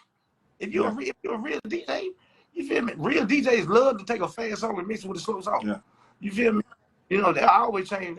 Like Fresh as the Word was a bad motherfucker when I was a kid. Yeah. That was a badass song. Yeah. You know what I'm talking about? Yeah. Can you talk about, because y'all would go over there and Screw, you can only slow it down like -8 on turntable, you know what I'm saying? But then he would put in a tape player too afterwards to slow the whole thing down, right, get the voice down, all that. Can you talk about that whole process? Like, you remember him ever, y'all coming over there doing the tape, then you seeing him like, damn, he finna slow it down again? Can you talk about that whole process? Man, like, if I would have been married when I first met Screw, I would have been divorced way back then. You feel me? Like, when you go to Screw House, it's like a lock-in. You feel what I'm saying? Y'all gonna, party for an hour or two while you picking your songs. Boom, you made the list. Now you still running your mouth, da da da da da. You start do about 3-4 songs. Now you making a Whataburger run, da da da. Louisiana when you have Whataburger.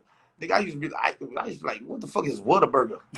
I'm like, that shit 24 hours? Man, that shit good, that motherfucker. That's all we ate at Screw House. That's all I remember. But already had a house when you met him, or he was still in the apartments? No, he had a house when I met him. Okay. Yeah. Like when he was in the apartments, I just heard of him, but I ain't know him. You feel me? I'm talking about like right off telephone on regularly. That's what you know what I'm saying. So we go in there, after we did that, 4 5 hours, bam, 9, the turn up start. Da da da da. For a fact you're not gonna get your tape in the morning, no way. But when I first was going, I'm thinking I'm gonna get my shit right then. I used to be, you know what I'm saying? I'm like, you're like, no, it's gonna take me a minute. Now I got about 4 5 tapes for you. I'm like, what? That bitch go to 2 3 4 days. I got references of that on this new album. But to make a long story short, he did the albums at regular speed. You know what I'm saying? I mean, he at the regular speed. You feel what I'm saying? Then after you done, like niggas, I don't ever remember just sitting through the slow down process. No way. You feel me? That's when he slowed it down after the tapes was already done. You know, man, he got about 200 more tapes, 240 tapes that ain't never came out. I heard of some new tapes coming. Yeah, it's a bunch of tapes, man. They all just load up in somewhere above them, got them in the hard drive or something. You know what I'm saying? Yeah. So, but that's why I'm always, that's part of my, that's part of my upbringing. That's part of my culture. That's part of my success. That's why I rep it to the fullest in a certain way. No matter what I'm doing, new wave shit or whatever, I'm a rep the culture where where our shit was at. And the reason niggas had to come back to it, cause they see that, oh damn, Drake got 2 songs with BSG. Oh damn, 50 saying this shit. Oh damn, this nigga doing this. Oh damn, a Rick Ross song sounds screwed. Oh damn, they be forced to come back and fuck with that motherfucker. You feel what I'm saying? That's like if I see a nigga that he don't speak to me, I make a nigga speak. I just what's up? Yeah, nigga. You feel me? That's how we doing with the screw shit. You feel what I'm saying? I heard plenty of niggas talk about how they don't, they don't use the screw culture. Yeah, did you use it now? Because it is what it is, man. In the studio we at now, I'm in Austin, so imagine how it is out here. You know what I'm saying? Lord, they think I'm motherfucking Barack Obama. Yeah. Because I'm telling you, Black, Hispanic, and white fans out here, nigga, they screwed up like a motherfucker. You know what I'm talking about? Even though, because, Austin, talk about that early connection, because y'all was going and doing stuff out in Austin back then, I the first shows I remember with all us together was Austin and Alexander. And those are 2 baby Houstons. Lake Charles is the baby Houston. You feel what I'm saying? That's certain city we used to call baby Houston. Man, if you had a girlfriend or something and you had a show in Austin, oh my God, they was nervous. They was because and they stayed on their knees for S.U.C. in Austin. Yeah. You know what I'm saying? We so much shit. Austin just was off the chain. Yeah. And it's that's why I wore the t-shirt say keep Austin screwed. And in one of the videos, and we just dropped a new video yesterday. Y'all go check that out, Body Rock. Got a mixtape coming out. Anyway, now back to Austin. Man, there's so many stories. I remember Big Mo got away from the police and I got caught. How that happen? We in the a nigga with us, to get a fight in the club. We drive off. We on 7th Street. We don't know the police station on 7th Street. These niggas just start shooting out the window. Pow, pow, pow, pow, pow. Loud just looking at us like, you niggas crazy? Loud start chasing us down 35. We way ahead of the laws. We pulled to a gas station trying to figure out what to do. Soon as we get to the gas station, the laws pulled. So bam, everybody tried to jump out. I got Big Mo and 3-2 in front of me on the van. No, I can't get around their asses. So it's me, D.E.A, Alvin, Chicken Hawk, 3-2, Big Mo, Running Spencer on our van. Of course, this is a wreck shop show. It's a wreck shop show. Yeah. Spencer got his 12-piece suit on. So he had the hat the whole time. Everything. You know what I'm saying? We jump out when the police coming across the parking lot. We jump out and try to run. Just take our run. The gas station closed. Boom, everybody take out. Big Mo actually had to climb a little fence. It was an elementary school, so the fence was big. So, he got over the fence, 3-2 and D.E.A, they got away.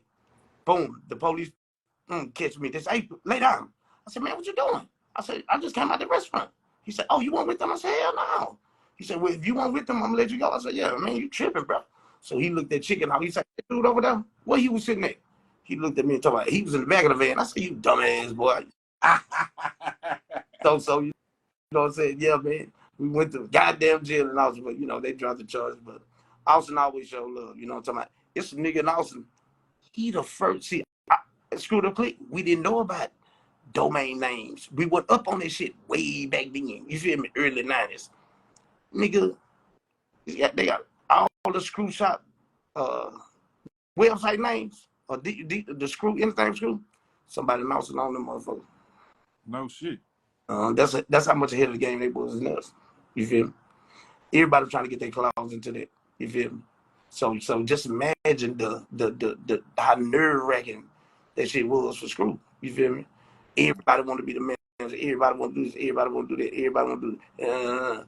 Every artist, everybody trying to do this. Da, da, da. Just like want to sign him. Just like want to sign him. Every time we try to talk about a group album, we can't do it because everybody in deals. Yeah, it is hard. You feel what I'm saying? So I remember the major labels used to say, yeah, don't sign those. It was a rumor about don't sign S.U.C. Nobody from S.U.C. because they really do drugs and they really, in the streets and they're gonna be hard to work with. Come to find out, it was other labels and shit telling these people that. You feel what I'm saying? So that's why. Oh, you talking about like the labels y'all was fucking with, the independent labels and shit? Right. Oh shit. Right. So that's why when the whole Switch House rush went through, boom. See, if you look at Flip, when Flip got a deal, Flip wasn't known as an S.U.C. member like all of us. You feel me? He was like a new flavor or something. You feel what I'm saying? Of course, that Ta met me when he was 15 and rode around freestyling with me. But to make a long story short, he went right with that wave because that was the same like age group with Comedian and Slim and all them. Shout out Comedian. I got my platinum play from him. But when that wave came through, wow. After that, you didn't see no wave. You feel what I'm saying? Yeah. A lot of other great artists that was here, you didn't see no wave. You feel what I'm saying? So bam, as you look at the game, of course, bam, now you in Memphis, they wave, whoop, whoop, whoop. Now you over here with they wave, whoop, whoop, whoop. Now you go to Dallas to get them away, pow, pow, pow. Now you even go to Waco and get them away, da, da, da. That's why when I prayed on it, Austin was my home. Because this is where the next wave gonna be. You feel what I'm saying? I got a 10-man roster. I'm the only black rapper on my label. No shit. Four of the others, either from Puerto Rico, El Salvador, Mexico, New Jersey, New York. You feel what I'm saying? Totally different, a whole new way. You feel what I'm saying? So, and I know the artists that did deals in Austin, they never got to really like pow, pow, pow. Yeah. So this next time, you feel me? And H-Town will get another run. You feel me? Yeah. But the thing about H-Town, they treat the independent artists so good, niggas be content with that little ceiling. Not me. I got some niggas I gotta go catch while I'm still young. You feel me? I got six more years of the rap game. Then I'm gonna just totally transition to film and global, doing this global mogul type shit and comedy. You feel me? So, bro, man, I be having this conversation with people all the time, bro, and like, bro, you really like a real big legend, fool. Like, you one of the biggest, one of the bigger ones. You know what I'm saying? Like, coming out as early as you did on the radio, swinging and banging, bro. Like, I mean, all that. You know what I'm saying? The sit down, came out, bounced right back. You know what I mean? Went on another run and just like, want to be a baller, like all this shit, bro. Incredible career, man. Like, you ever thought about how you gonna document your life? You ever thought about like a book? You got to do something. And if you're doing it, and you don't do it with me, you ain't got to answer the question. Right. But I'm telling you, I'm throwing my bid in right now. You know what I'm saying? I already told you about that. Yeah. Man, I'm gonna be top 5 dead or alive before I'm done. See, you still want that? Yeah, I'm gonna get it. Yeah. I'm gonna get it, my nigga. You feel what I'm saying? The production on these shit's a tie. You know what I'm talking about? I got about 4 or 5 songs. I can't even listen to them. They make me cry. Yeah. Because I'm putting straight heart in every everything that God put me through and sent me through for the last 2 years. It's reason. You feel what I'm saying? This is gonna be my first birthday I get to celebrate without being at the motherfucking hospital. Man. I'm died twice in the last 2 years. Yeah. So my quest is to go get those niggas that we were supposed to be with. Done. They offered me and Slim a $20 million deal. That didn't go through. Another deal. That didn't go through. Here another deal. That didn't go through. I wasn't meant to get it at that time. Because if I got it at that time, my run would be done. You feel me? Yeah. I will be the next. When you think about the seats that type of seat that I'm gonna fill, if you put Pimp C, Baby, and Wayne and Lil J in one body, that's gonna be me. You feel me? Cause see, a lot of artists like they may talk that shit, nigga, but you niggas ain't helping no niggas. You niggas ain't help somebody else with the culture. niggas be out for themselves. I remember Killa Kyleon, this nigga was a monster. He was a monster in the 10th grade. I couldn't beat his ass in basketball, but that motherfucker was a monster in the 10th grade. You know what I'm saying? And he been having a chip on his shoulder. He's supposed to have a chip on his shoulder. You feel me?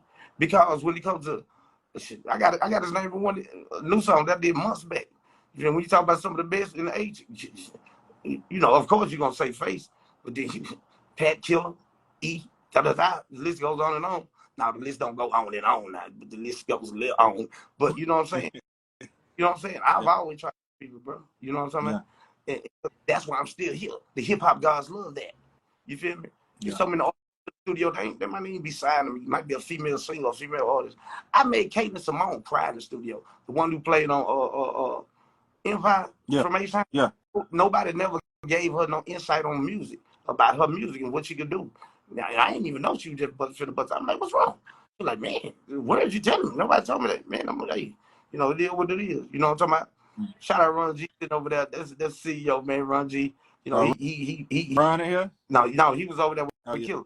He put his foot down on the line. You know, he played a big part in, you know, that Southside did in music. It always been him to be a CEO. You feel what I'm saying? So tell me this. What is it about the Dead End, bro? Because from my understanding, like, you know, y'all was young coming up, fool. Everybody kind of just went over there and congregated over there, whether you was going to the lanes or, you know what I'm saying, everybody who was kind of doing their thing over in that particular section. Like, what was it about Dead End? Yeah, nigga. When you talk about Dead End, that's why I stayed right down the street when I first moved today. Yeah. From the, you know what I'm saying? But it's just like, that's the home of that Southside culture. You feel me? Like, sipping syrup, nigga, it was so much drink over there. Nigga drank with like, a pint with like probably about $75, $50. You feel what I'm saying? Yeah, nigga. You know what I'm saying? Niggas drunk every day. You know what I'm talking about? We ain't gonna talk about how much work was over there. So if you got a hustle nature, the hustle spirit, and you from the South, you might wind up in the fucking Dead End. So you got everything. You know what I'm talking about? The culture, apartments full of I'm gonna say right now. Apartment full of women, you feel me? It just was live, my nigga. It just was live. And there was just so much talent down there, because when somebody see, for example, I remember Willie them told me that, they say, man, when you drop your album, we were like, fuck it, we can do an album too. You know what I'm saying? Like you know what I'm saying? Like it is what it is. You feel me? I remember Lil Shane from the Body Boys, when we was at Screwhouse, he said, man, when he freestyled, like, man, ain't no hogging. Cause see, they wasn't prepared for a nigga like me. Cause I'm coming that bitch. And if it was ever like you pass the mic when you fall off, nobody would never got the motherfucking mic. Yeah. You know, that's how I think they came up with words like, man, hold up, man, you know what I'm talking about? When the nigga fall off on that floor, you gotta say something. You know what I'm talking about? A nigga might be a gangster, big D boy, ain't no real rapper, but he want to use, man, I'm so philosophical. I went tropical. Now he don't know which way. Man. You know what I'm saying? So, Dead End was just full of young bosses, CEOs, man, and you know, and music artists. You feel me? Al Crocker, we waiting on your Dead End, Gorilla. Yeah, but it's you know, it just was you got to think, man. It just was I don't know. You know, it's like the Bronx. To me, it's like the Bronx or Brooklyn in New York. There's certain hip hop boroughs. You feel what I'm saying? Yeah. Like, of course, say Fifth Ward is a hip hop borough, of course. Right. From that, then you got to say Dead End. Right. Then you go, because even with Troy and Scarface before the Screw thing, that's all that's Dead End. Yeah. All them motherfucking Southpaw Coalition. You feel? You know who my favorite group was? Motherfucking Military. Over there with Keith Babbitt over there on Gerard Records. Nigga, Pharaoh was zero before that was a zero. Yeah. You feel me? Shit, nigga, them niggas was hard as fuck. You know what I'm saying? And they music sounds so ahead of time. I be listening to it now. I be showing people that. They be like, man, what's that? I like, nigga, that's tripping. Nigga was rapping for real. Yeah. Real. I be listening to so many songs that I can just put out right now. I've done them over 20 years ago. I'm like, what the fuck? That's why I'm glad there's no such thing as time. Yeah. People made up time. So that means on Friday, I'm 29. On Saturday, on Saturday, 35. Sunday is the only day I'm over 40. And maybe in reverse. You feel? Because you are what you think you are. You feel me? Yeah, but it is what it is. You know what I'm saying? But I ain't gonna do no corny shit like a nigga do. But I got shit to prove, my nigga. You feel me? I got to prove to myself. You know what I'm talking about? I plan next 2-3 years be to a point or level where like my son ain't gonna never have to motherfucking work. Yeah. He ain't have to do nothing. That's my goal. You feel me? Well, you can just sit back, nigga, and just be whatever the fuck you want to be. Well, you ain't got to go listen to nobody. You feel what I'm saying? You can be you. You know what I'm saying? You can be a kid for your motherfucking life. You know what I'm saying? You ain't got to do nothing for you ain't got to go ask no nigga for shit. You know what I'm saying? You ain't got to ask nobody for nothing. You ain't got to do nothing but just shop and enjoy yourself for the rest of your motherfucking life. Yeah. That's what my goal. That's what my quiz is. You feel me? Yeah. Well, man, I don't know. I might need to ask you this shit off camera unless you want to talk about it, man. But one of my favorite freestyles, and I don't know, because a lot of messages was getting put out on Screw Tapes, bro, and that shit was almost like a Southside newspaper almost. You know what I'm saying? Right. But that's how you find out what the fuck was going on. And man, I remember, I can't remember the name of this tape, but this was after you had that situation. You know what I'm saying? When I had to kill a nigga. Yeah, went to Screw House either that night or the next day. Oh shit, down. Oh shit, there's a jacker. Chopping nigga Steve in the head. Oh, the fucking story, bro. Nigga, I do not know what tape it was, but I remember the beat. I hear the beat. Too Short. There was a Too Short. Yeah. Too Short. I broke the Too Short hotel, didn't even tell him. I was scared to tell him when we did the song together. My body, that was the Jack the Rapper Freaknik time. But anyway, man, hold up. Real fucking quick. I'm lying on the bed in a puffing fucking stick. Next thing you know, oh shit, it's a jacket. Yeah. I don't even remember that tape, man. Damn. Yeah. I think it's called like ESG 94 or it's some shit. Oh, 94 Flow? Some shit like that. I think it's something like that. Yeah, I know who do know. Who? Big A and Big Bug. Oh, yeah, for sure. They gonna know it. These people in Austin, man, they be fucking my head up. Hey, man, you heard that nigga might name 7 Screw Tapes in the row. Man, wait a minute. I don't know all that motherfuckers. I don't know the title of every Screw Tape like y'all. They know. Yeah, what about that? But was that the night of? Was that the day after? Like, what was your whole thing? Like, I finna go Screw and just add this shit out. No, that was a couple of days after. You know what I'm saying? That was a couple of days after. And the laws took me to jail. You know what I'm saying? I had a live ass watch on. So the police, I used to see him all the time too. He talking about, well, this must have been the drug deal going bad, because if you got a watch like that, I know for a fact you had to be selling drugs. I said, man, I rap, bro. You feel me? So they it was just like First 48. Nigga, they questioned me from 12 a.m. to 6 a.m. all night long. You know what I'm talking about? But that was y'all's spot though. So how you end up in question? Like it's just certain things. You feel me? They felt like it was a drug deal going bad. That knew the nigga. I'm like, how the fuck am I know the nigga? The nigga got a motherfucking mask on. You feel me? And the crib, we got a big old ass fish tank in a while. You know what I'm saying? This is for a nigga to be, my age. We gotta get player ass spot. You feel what I'm saying? This was in Dead Right. End. You know what I'm saying? Christmas Park. Yeah. Christmas Park. So that next day when they finally let me go, grand jury, when it was just self-defense. But man, that's right when I started my journey. This part of the journey. Yeah. And people just come up to me and be like, hey man, nigga, nah, I'm a fan. I couldn't trust nobody no more. You feel what I'm saying? It was just so crazy, you know what I'm talking about? But yeah, it is what it is. You feel me? You feel me? That's just part of life. I was so glad I was just glad that I had the strength to get over. You feel me? I was God made me. That's what I'm gonna say. Did that fuck with you? Have to deal with that shit? Man, shit, nigga. I rap about this shit, so I use rapping as therapy. You feel what I'm saying? Nigga, you just imagine all the shit that I've been through, I come home in high school, like I go to the North Carolina Tar Heels on the visit. I'm a donkey, bro. I'm a donkey in basketball and football. Football, I ain't play my senior year because I hurt my quarterback. The quarterback was a white dude. So his daddy ran out trying to fight me. I didn't even understand how racist my city was at the time. So they benched me for 3 games after I had already went on the motherfucking trip for football or basketball at North Carolina. So when they bench me 3 games, I'm like, man, fuck y'all. Bam. The goddamn, I come home from practice, my mom on the phone, my mom just screaming, crying. I'm like, man, what's wrong? She said, oh, baby, I ain't been wanting to tell you. She said, that was my 3rd age test. She said, remember, I've been telling you, Jerry been sick. She's talking about my stepdaddy. My stepdaddy Raven. He was shooting up dope. She said, he got AIDS, baby. And I don't got it. You know what I'm saying?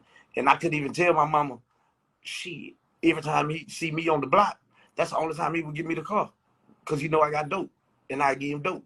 You feel what I'm saying? Mm. I revealed it on this new album. Sorry, mama, I didn't mean to get made. I was just trying to get paid. You feel what I'm saying? Yeah, so bam, like so much goes on and on. I'm talking about, you feel me? Like your own partners won't take his choice, so bam, you get locked up right soon as you about to start your career. The judge tell me, the judge said, well, I'm gonna give you 3 weeks to finish up to do an album. That's why I said in the South had some of the other songs, because I had to do all that and shoot the video within the 3-week time frame. So bam, turn myself in, come out 2.5 later. The reason I had a chip on my shoulder, like people don't understand, like Sean Solo was my in-house producer. I met him in college. Like, you know, he just focused us a squad. He wasn't doing beats for everybody. So like when I come on, everybody over there get beats. You feel what I'm saying? And we territorial. You feel what I'm saying? Me and my partner, like everybody at school. You know what I'm saying? Like, damn, I don't even everybody at school. So you know what I'm saying? It's like nah. So bam, then next thing you know, different people you rocking with the hip, you know, they get deals. It's like you getting blocked out this, blocked out that. It was just shit that was making me tough. You feel what I'm saying? felt like you were blackballed when you came back? Because I know some of that shit was coming out on Screw Tape. I don't feel like I was blackballed when I came back, because shit, nigga, you gotta think. Man, I wrote, you know, I come up with that idea. I'm still smashing nigga, pow. Well, I think I probably got blackballed because of my recreational choices. You feel what I'm saying? Yeah. Like it's niggas. But you can own that though. That's some man shit. You can own that shit. Yeah. Half the artists and the labels, they do what they want to do. But for example, like D.E.A was one. You know, D.E.A was a great CEO. You feel what I'm saying? But somebody started planting some bad seeds. You feel me? And like, you know, like some money would get spent over there, but you'll get it later. But the argument used to just be about, wait a minute, you gotta ask me for that. You feel what I'm saying? So it was niggas getting in our business. You feel me? And niggas was like, you know, saying a bunch of mess and shit. So behind the Dirty Third movie, Were they trying to? Because you said with the recreational, were they trying to like hold that or like now? He got this thing going on. Niggas do drugs. You know what I'm saying? You know, like get them doing the same shit the white celebrities doing. Fuck y'all. Yeah. So like when the argument happened between me and Rickshaw, you know, he was like, man, you know, you really got another contract of one more album. I'm like, huh? Who? Yeah, I got no contract. Once. This after City Under Siege. This after Dirty Third is out. But we hadn't sold like 15,000 movies, and them bitches was like $15. But the checks hadn't came for the movies yet. So I'm like, nigga, I got a mortgage. And I remember other niggas that are like, nigga, man, shit, man, it's making us stars. I said, nigga, I don't give a fuck about that, nigga. My tax is $8,000 a year, nigga. I'm doing other shit. So when we had the argument, I like, man, you know what? Fuck it, it's cool. Me and Slim had already talked. I'm finna do my own thing. I'm gonna put out me and Slim. And Rick like, well, you ain't gonna be doing nothing because you got, you know, you on contract for one more album. I said, who? I said, I ain't no contract for another album. He said, yeah, you is. I said, no, I'm not. Nigga, I got a son. Ain't nothing in the world will hold me from getting money to feed my son. Shit, nigga, that contract gonna disappear. And it disappeared. You feel me? So that's like, that kind of shit, make a major label be like, oh, hell no. You know what I'm saying? If that nigga know the business a little bit, if he know we gonna try to diddy him, shit, that nigga gonna boss up and not, you know what I'm saying? So, you know, I was a liability. You feel what I'm saying? So I could take that into my own, you know, accountability for that. But I was supposed to be a liability. Because that what made me who I am. If I wouldn't have been, I remember she tell me, my ex tell me one day, something like, you like you one of the best rappers in the world, but you like to have fun and party. So I guess that would that kind of stuff would make a person weak. I say no, the glass half empty, half full. That makes me even stronger because I won't listen to y'all. Yeah. I'm living for my son is grown now. I'm living for my own happiness. I stop. God gave me this talent for a reason. You feel what I'm saying? He didn't give me this talent to serve everybody else. And I always just put other people first. Nigga, it's my motherfucking turn. And the main names I shout out through the whole album: Robert, Pimp, and Fat Pat. Yeah. Get to see his album come out. Screw ain't get to see the real success. You feel what I'm saying? So it is what it is. Yeah. You feel me? You mean to get gangster, but you always pull it. Nah. We chop it up like that, bro. Mm-hmm. Hell yeah. Well, shit, bro. I got to come fuck with you in Austin or something, man. Cause shit, I ain't seen you in person, nigga, in a minute. Down there though soon though. If you ain't came this way, yeah, I'm shooting about that in a couple weeks. Okay. Yeah. Well, shit, man. Number love, man. You know it's love, bro. It's always good talking to you, man. Know how good you DJ? You say what? Niggas don't know how good you DJ and produce. Yeah. That time at that club, nigga, downtown, I had never seen you DJ. I was like, this nigga going off like motherfucker. I was the name of we had a ball in there. Nah, we was in Hanky and Polly, and I ain't gonna lie, to hear you say that shit, I'm like, man, this nigga, he really ain't never seen me. But I guess, I mean, we usually be doing other shit. It don't be, you know what I mean? You know what I'm saying? I just knew your name. You got a famous ass name out there. You know that? Nigga, guess what? I'm crazy. I got your name in the song. No shit? I just thought about that. You know what I'm saying? I say, it's one of those, one of them songs to put my foot on people's neck. I say, somebody call Boss Talk, Donnie Houston, or my nigga Mike D. Tell him ENGOUTSIDE again. And I got the SOUTHSID with me again. You know what I'm saying? That is hard as fuck. You know what I'm talking about? Yeah, but that's crazy though. But you my nigga, salute my G. Man, love, bro. Love. I ain't got my contacts in, y'all, so I couldn't read what the fuck y'all was saying. Must Style Radio Show. I had to lean up. I can see y'all. Hey, man, I love everything you do, my brother. Man, salute. Already, bro. Appreciate you.